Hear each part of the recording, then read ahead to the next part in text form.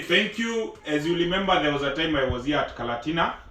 Today being on Saturday, I have decided to come and show you what we are doing.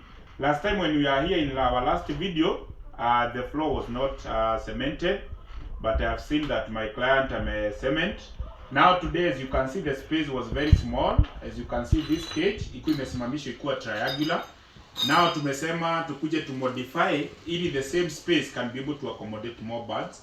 So we will take you through on how we can separate it. You just put this one this way.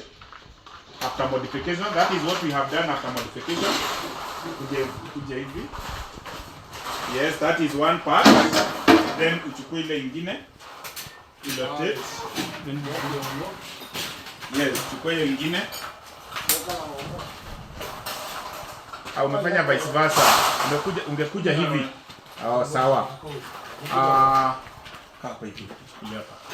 Yes, as you can see, wenye wanaulizanga kama cage inaweza chukuliwa, it is movable.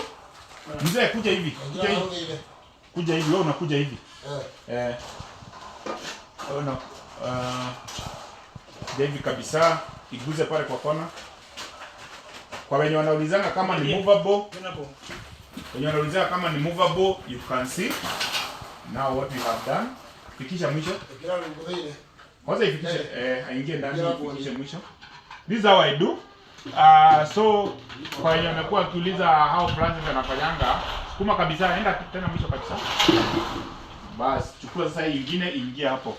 I want to show you how we have created a space in a place where there was no space. In a place where there was no space, we have created a space. Here they do for mwisho kabisa. Okay.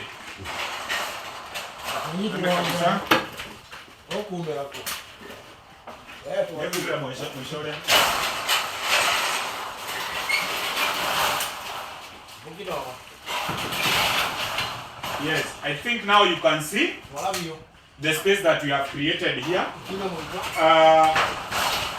Now this house, initially cage yote ilikuwa imejaa hapa. But now as you can see, this cage imekuja kwa hii side. So on this side my client anaweza weka another cages. Hapa anaweza weka cage iko imeface hivi na pale anaweza weka cage iko imeface hivi.